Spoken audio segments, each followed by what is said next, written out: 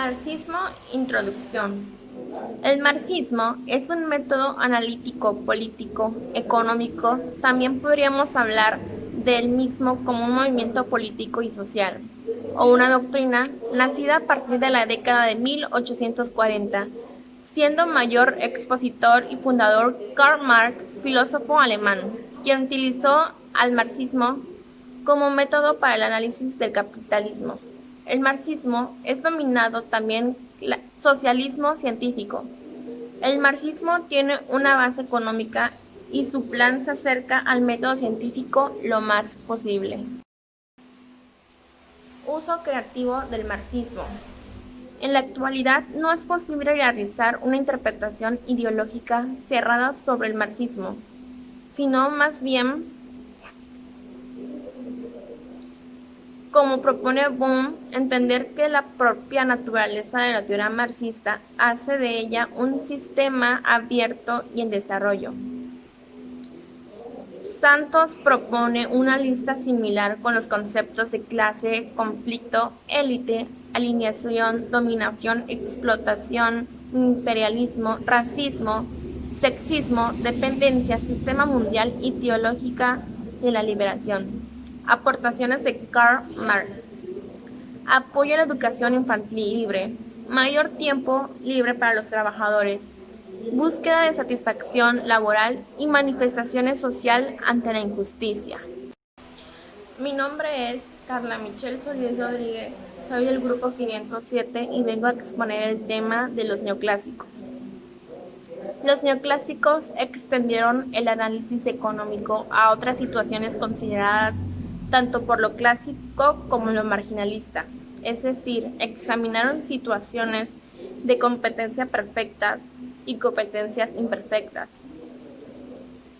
Dirk Peter es considerado el padre de la teoría neoclásica, la teoría económica neoclásica, economía neoclásica o escuela neoclásica.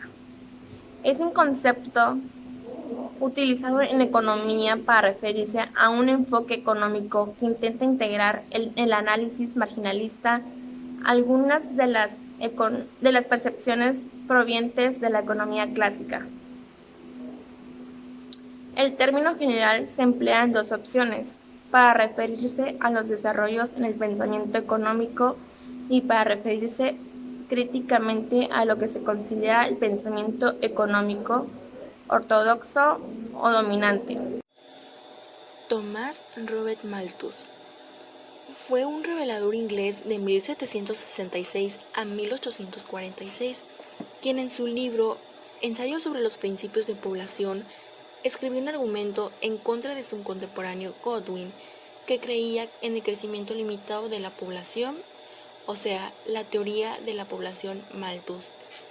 Advirtió de las posibilidades de que mientras la población crece geográficamente, los recursos alimenticios crecerán solo en proporción aritmética, creando así las condiciones para una escasez en el largo plazo que se requería un ajuste en la tasa de natalidad.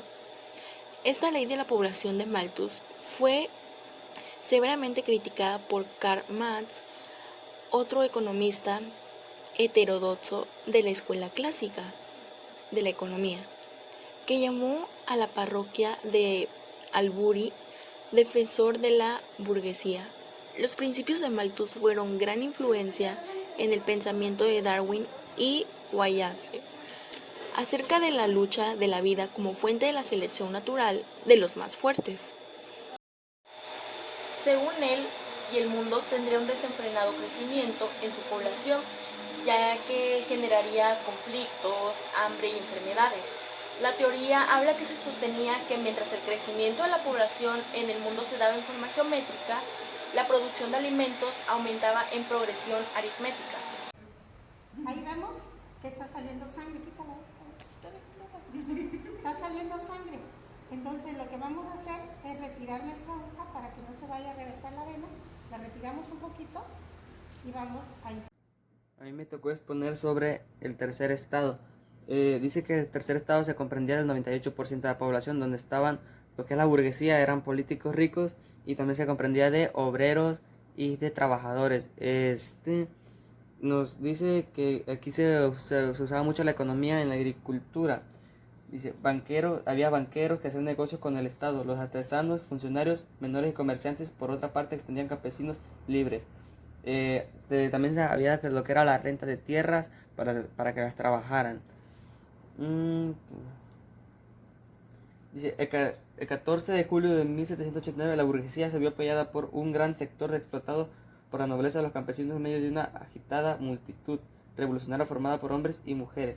O sea que se rebelaron los campesinos porque les explotaban, los hacían trabajar mucho y les pagaban poco. Así que tuvieron una revolución, lo que fue la Revolución Francesa, para tener un sueldo que sí se le pagara por su trabajo. Dice, régimen absolutista, donde funcionara como cárcel de los opositores al sistema de gobierno y toman por la fuerza.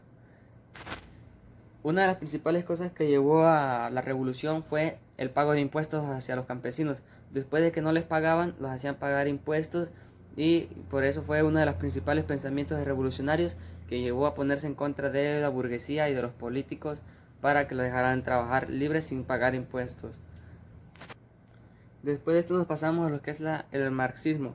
Una de las perspectivas es, Santos en su teoría criticaba posmoderna o posmodernismo de oposición, proponer abrir campos de investigación y reflexión teórica de la sociología. En este cambio, el marxismo era una escuela, una doctrina que hablaba de político, económico, social, donde estudiaba la economía, de qué manera podía influir la economía en las personas, cómo tener una mejor economía y enriquecer su nación. Una parte fundamental de la sociología hoy se preocupa del orden y la regulación social, por lo que se propone abrir vías sociológicas para observar procesos manifestación social. En este caso, se hablaba sobre cómo, como ya les decía, cómo extender su economía a lo largo, a mucho territorio, y cómo saber el manejo, cómo se maneja el dinero que se consumía ahí mismo.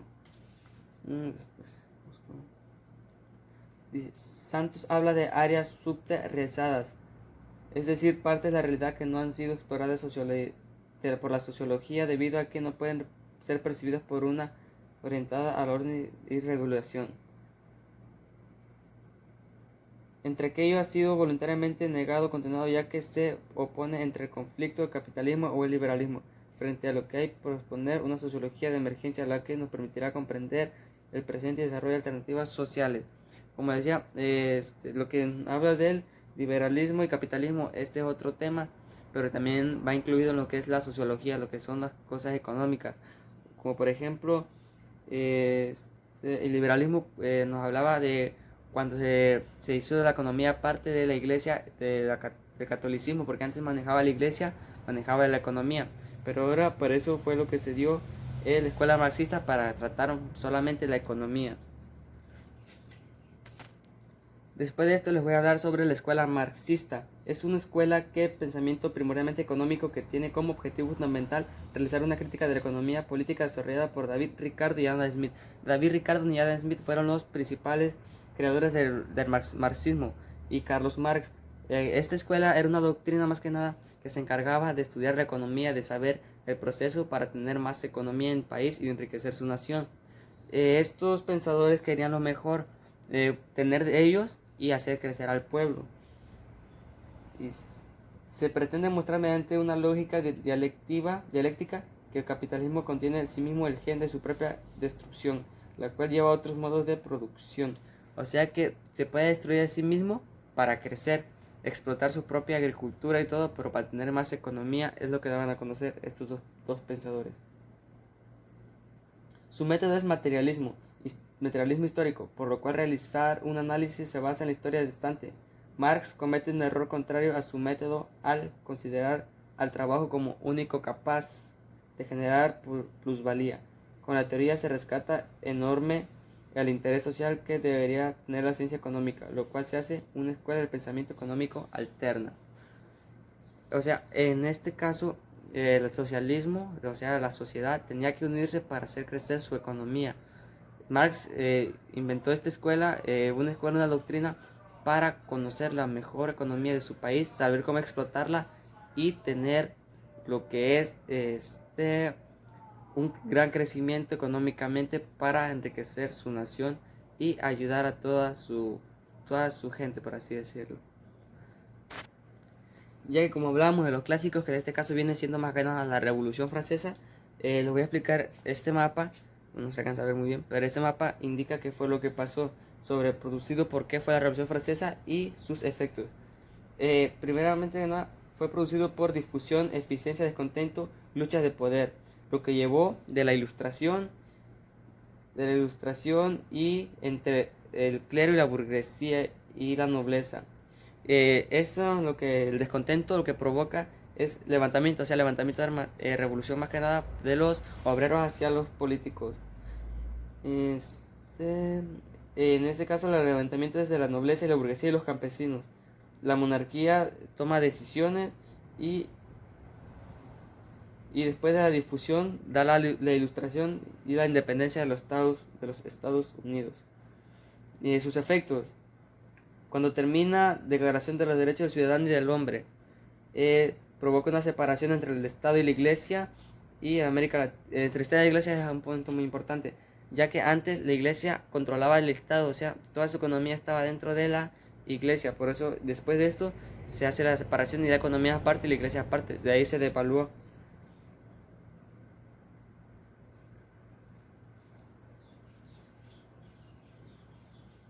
Y después de su efecto, la fin de la monarquía absolutista, ya no había monarquía, solamente política. Okay.